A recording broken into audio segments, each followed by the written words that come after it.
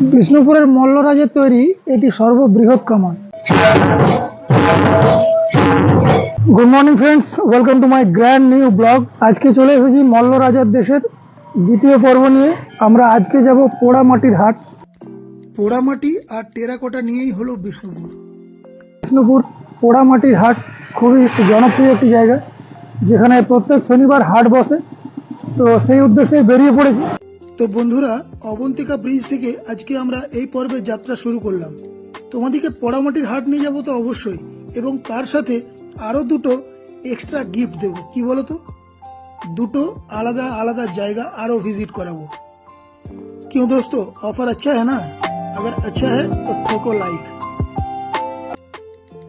এখন আমরা ক্রস করছি ভগৎ সিং মোড়। এই ভগৎ সিং মোড় ক্রস করেই বিষ্ণুপুর টাউন ঢুকতে হয়।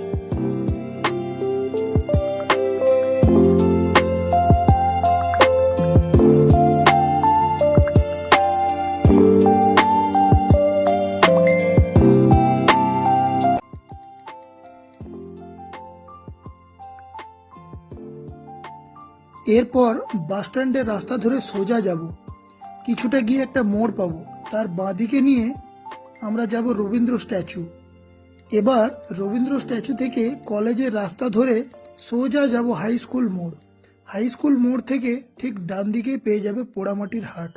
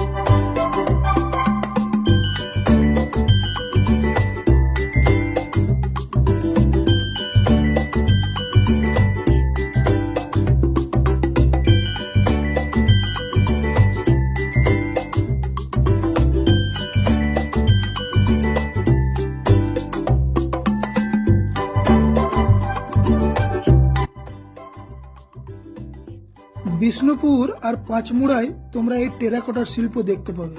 তো কোনো এক ব্লগ অবশ্যই পাঁচমুড়ার টেরাকোটা নিয়ে আমরা করব। এখন যে সাইকেল তোমরা দেখতে পাচ্ছ, এই সাইকেলগুলো 50 টাকা করে পার রাইড লাগবে। তো সাইকেল রাইডিং এর ইচ্ছে থাকলে অবশ্যই করতে পারো। একটু ঝুলা ঝুলতে ইচ্ছে হলে সে ব্যবস্থাও আছে, বেশি নয়, মাত্র 20 টাকা। এরপর সোজাসুজি ঢুকে পড়লাম আমরা পোড়ামাটির হাটের যেটা সবচেয়ে বেশি আকর্ষণ, সেটা হলো আদিবাসী নৃত্য। এখানে তোমাদের আমি একটা ছোট্ট সিক্রেট শেয়ার করি। আমি একজন মিউজিশিয়ান এবং মিউজিকের খুবই শখ আছে। দুটো ছোট ছোট চ্যানেলও আছে ইউটিউবে, তোমরা চাইলে দেখতে পারো। তো যেখানে মিউজিক রিলেটেড কিছু হয় আমি সেখানে দাঁড়িয়ে পড়ি।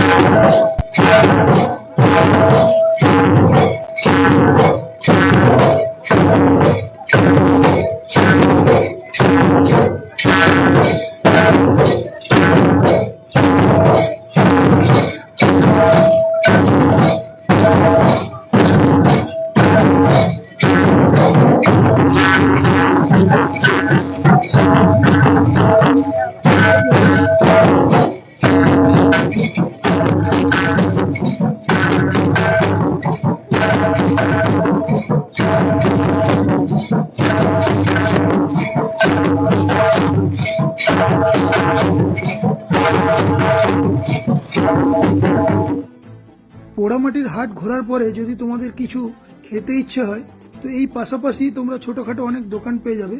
এখানে চাইলে তোমরা হালকা টিফিন করতে পারো। পোড়ামাটির হাট যে মাঠের মধ্যে বসে, সেই মাঠের ঠিক সামনের দিকে এক মন্দির আছে। এই মন্দিরের নাম হলো জোড়া মন্দির।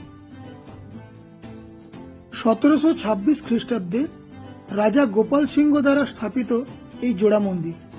এখানে এক রত্ন 3টি মন্দির আছে, যেখানে টেরাকোটা ও পোড়ামাটির নানান নকশা রয়েছে।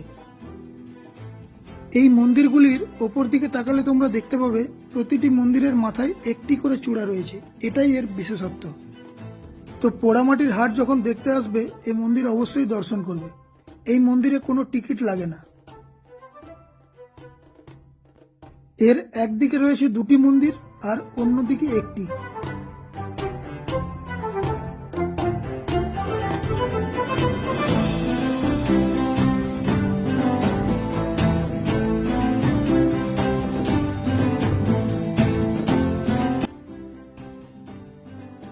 এরপর তোমাদেরকে আরো 3টি মন্দির দেখাবো: রাধা গোবিন্দ মন্দির, রাধা মাধব মন্দির ও কালাচাঁদ মন্দির।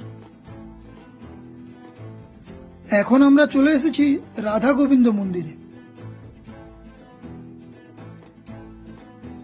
এটা হলো সেই রাধা মাধব মন্দির। এখানে আর ঢুকলাম না, কারণ ব্লগটা অনেক বড় হয়ে যাবে। এরপর চলো যাই আমরা কালাচাঁদ মন্দির।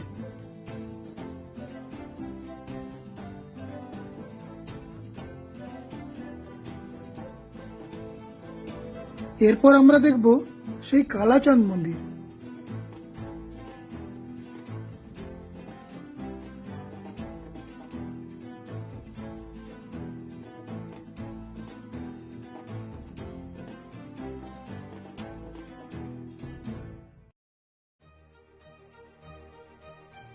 এই পর্বের আমাদের সর্বশেষ দর্শনীয় স্থান হলো লালবাঁধ।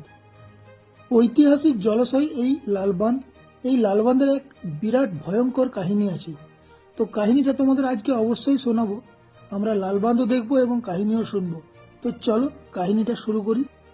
সেই সময়ে উড়িষ্যার এক রাজা ছিল এবং সেই রাজার এক বেগম ছিলেন, তার নাম হলো লালবাই। তো আমাদের বিষ্ণুপুরের রাজা এবং উড়িষ্যার রাজার মধ্যে যুদ্ধ হয়। যুদ্ধে উড়িষ্যার রাজা পরাস্ত হন এবং বিষ্ণুপুরের রাজা মল্লরাজ উড়িষ্যার রাজার বেগমকে মানে লালবাইকে তার নিজের সাথে বিষ্ণুপুর নগরী নিয়ে আসে। কিন্তু রানীমার সেই জিনিস মোটেও ভালো লাগেনি।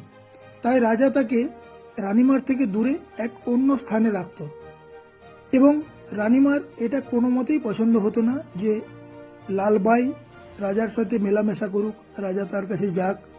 কিন্তু রাজা তো তাকে যুদ্ধে জয় করে নিয়ে এসেছে, তাই তার কাছ থেকে দূরে যাবার ইচ্ছে রাজার মোটেও নেই। এহেন অবস্থায় লালবাইয়ের গর্ভে এক সন্তান আসে, আর সেই সন্তান ছিল রাজার। গোপন সূত্রে রানীমা সে খবর জানতে পারে এবং প্রচন্ড বিচলিত হয়ে ওঠে। এদিকে রাজা মনস্থির করে ফেলেন যে লালবাইয়ের গর্ভের ওই সন্তানই উত্তরাধিকার হিসেবে বিষ্ণুপুরের সিংহাসনে বসবে। একথা শুনে রানীমা প্রচন্ড বিচলিত হয়ে ওঠে এবং তাদের সেনা সামন্তদের ডেকে বলে যে লালবাইকে কঠোর শাস্তি দিতে হবে। রানীমার কথা মতো সেনাপতি তখন লালবাইকে তুলে নিয়ে আসে এবং বাকি সৈন্যবল প্রয়োগ করে লালবাইকে এক বৃহৎ আকার শিকল দিয়ে আষ্টে পিষ্টে বেঁধে এই বাঁধে জ্যান্ত ফেলে দেওয়া হয়। কিছু সময় পর এক নিথর দেহ এই বাঁধের উপর ভেসে ওঠে। সেই দেহ ছিল লালবাইয়ের দেহ। সেই থেকে এই বাঁধের নামকরণ হয়ে যায় লাল বাঁধ। তাই এখনো এই বাঁধের কোনো এক প্রান্ত থেকে লালবাইয়ের কান্নার আর্তনাদ এখনো ভেসে আসে। তো তোমরা যারা বিষ্ণুপুর আসবো মনস্থির করেছো তারা লাল বাঁধ অবশ্যই আসবে। আর একটা কথা আমি বলতে পারি যে লাল বাঁধ এলে তোমাদের মন অবশ্যই চেঞ্জ হয়ে যাবে। তাই আস্তে আস্তে আমি বাঁধের দিকে এগোলাম। এগিয়ে গিয়ে এই ভিউটা তোমাদেরকে একটু দেখানোর চেষ্টা করলাম। ভিউটা একবার দেখো, এক অপরূপ দৃশ্য। আরেকটা ব্যাপার হচ্ছে, এই যে বাঁধটা দেখছো, এই বাঁধেই বিষ্ণুপুর রাজার রানীমা একটা ঘাটে স্নান করতেন, আর এই হলো সেই ঘাট যেখানে রানীমা স্নান করতেন। তাই রানীমার মূর্তি আজও সেখানে বাঁধানো আছে। এখন আমরা এসে গেছি বিষ্ণুপুরের আরো একটি বিখ্যাত জায়গা, এটাকে বলে দলমাদল কামান। কামানটা আমি তোমাদেরকে দেখাচ্ছি, দেখো।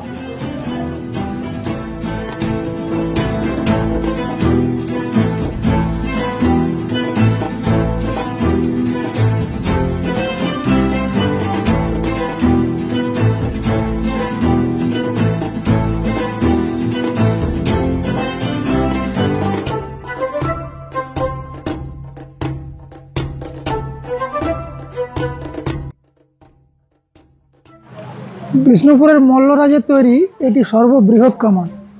1931 খ্রিস্টাব্দে এটিকে চিহ্নিত করা হয় এবং এটা সংরক্ষিত করা আছে এবং এখানে সরকার দ্বারা স্ট্রিক্টলি ঘোষণা করা আছে যে এই কামানের কোনোরূপ ক্ষয়ক্ষতি বা কোনো রকম কোনো কিছু এটা করা কিন্তু যাবে না, অন্যথায় কিন্তু জরিমানা হতে পারে। খুব ভালো দর্শনীয় স্থান, তো তোমরা এখানে এসো, ভিজিট করো। তো আজকের মতো পর্ব এখানেই শেষ। দেখতেই পাচ্ছ পুরো থকে গেছি। মল্লরাজার দেশের নেক্সট পর্ব নিয়ে খুব তাড়াতাড়ি ফিরে আসছি। সঙ্গে থেকো, যারা নতুন তারা চ্যানেলটা সাবস্ক্রাইব করে রাখো, আর ভিডিও ভালো লাগলে একটা লাইক করো, আর একটু বেশি ভালো লাগলে অবশ্যই শেয়ার করো। এভাবেই সঙ্গে থেকো, পাশে থেকো, সাপোর্ট করো। তো চলো, দেখা হচ্ছে খুব তাড়াতাড়ি। জয় হিন্দ, বন্দে মাতারাম।